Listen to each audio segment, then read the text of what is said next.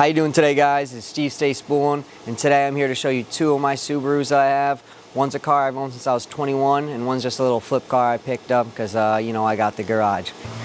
And here she is. This is the 2003 Canary Yellow WRX. They only made this color in 2003. Only 2,500 were produced in total, standard and automatic. I don't know the breakdown, but obviously less than 2,500 were standard.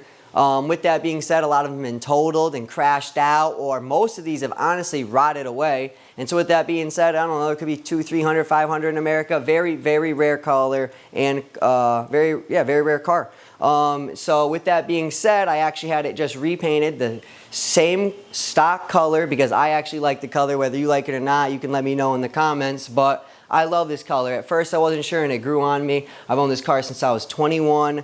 And it's been in the body shop for way too long, so it's not perfect by any means. It needs a lot of little touch-ups, and yeah, I want to smack the dude across the face quite a bit. But you know what? I figured better off taking it home, taking the engine, putting the engine in that I told you guys about last time, and getting her going. And then, man, I can drive it in and have him fix it when I want here and there, so I don't have to tow it back and forth, and we can make some content and have some fun with it.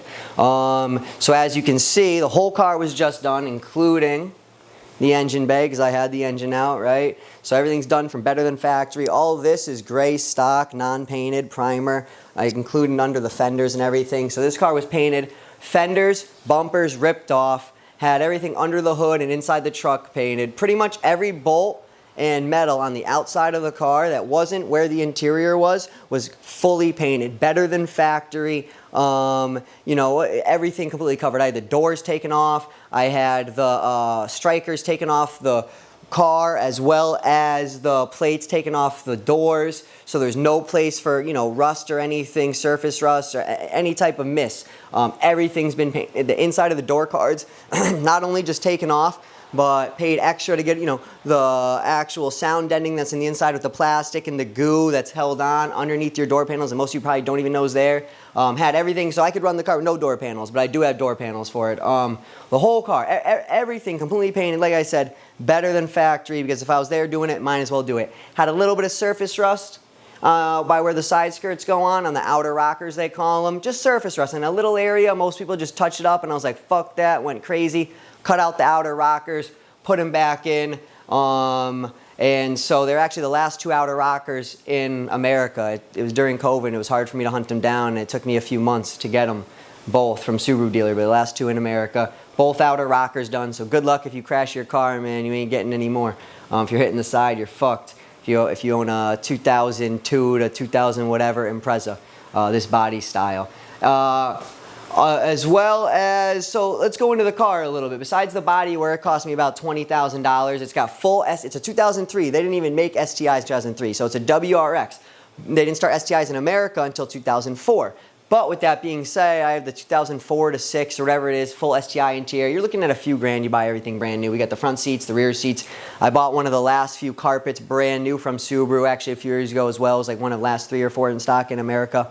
You know, the nice gauge pods on the inside, the cob, like everybody has. The normal Subaru stuff that everyone does with these, you know, I got the gold Brembo brakes. I got, still have to install 2 of them. I got the STI interior. I got the cob.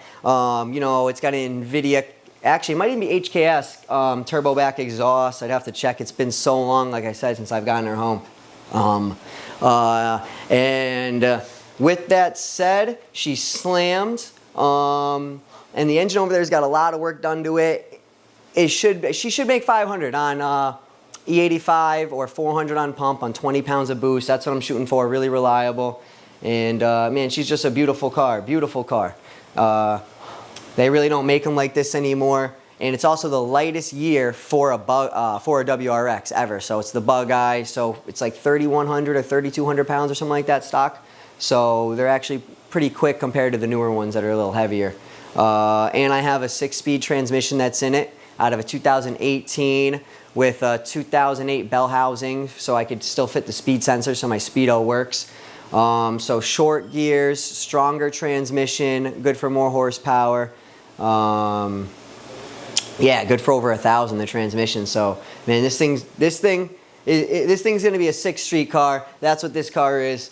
And I want you guys to tell me how long you think it's going to take me to get this thing done. That's what I really want to know. You know, engine right there, car right here, some odds and ends. Like I said, everything's been stripped out of here. So just imagine everything's got to get put back in. It's been sitting in tubs for years, right? How long do you think it's going to take me to get this car going? And then let's go look at the other. This is the flip car. This is a 2013 WRX. I just picked this car up for the low. My buddy's brother-in-law actually had picked this car up. The guy had wanted $5,000 on Marketplace, got it for like $4,000-ish a few weeks ago. The guy doesn't speak English well, doesn't know much about Subarus, and somehow he ended up buying a Subaru with a misfire. And you guys might not know, but never buy a Subaru for a misfire. If you are, you buy it as it's blown up, right? So what I do is I make money with money. And so this is one of those things. I got extra money sitting around. Money's worth less and less every day. I see a good deal on something. Anything that's a good deal, my friends all know me. They call me, ask me. It's where I spend my money. If I know I can make money on it, why the fuck wouldn't I buy it, right? So right here, he wanted to try to get $3,500 or something close to what he's paid. I didn't even see the car yet. I told him 25-ish. Maybe I got to come look at it. Went to look at it, ended up telling him really didn't want to go more than 15. Got it for $1,700. I'll explain why, but let's show under the hood first.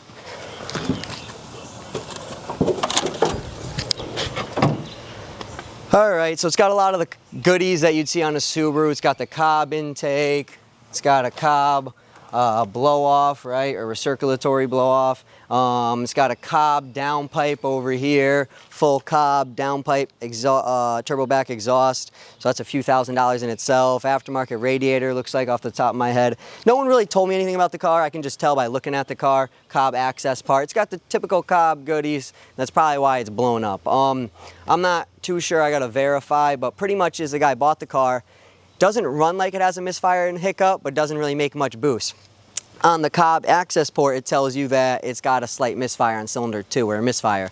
So the guy thought, you know, spark plugs and wires, as most of you probably would on a car, on most make and model cars. Usually when it has a misfire, it's not blown up.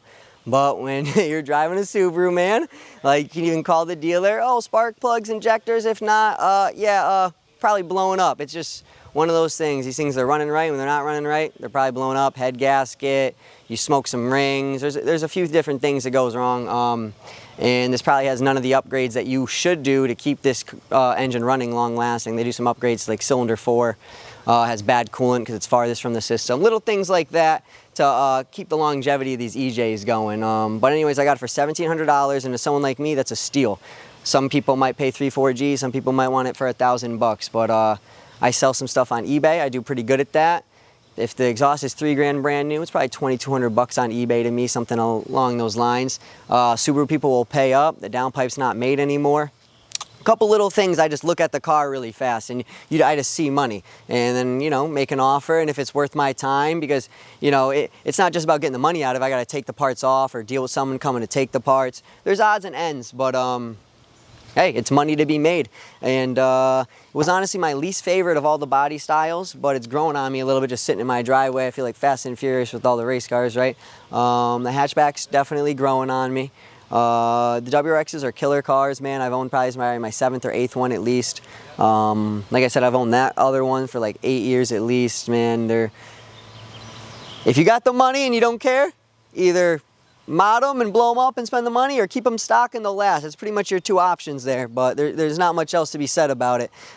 It's got the short shifter. It's got a couple other little things. They're 4 doors. They're torquey 4 cylinders because they're sideways boxer engines, man. So, you know, you can have, you know, more doors for more whores. You can have 5 people in this thing and it's not bogged down like my Acura or something else, like most 4 cylinders. It's got torque. So let me know what you think of this car. Would you have bought it? What would you have done with it? Would you try to sell it whole, put it on Marketplace for 4 or 5 Gs, let people know?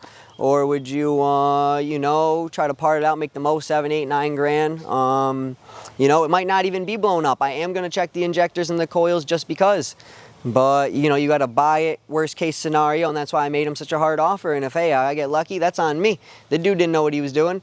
And so if I got to know what I'm doing and I got to take the time and energy, it's got to be worth my while, man. I don't work for peanuts, so hopefully make a few grand off it quick. And this is Steve Stay Spooling, and I'm going to see you next time.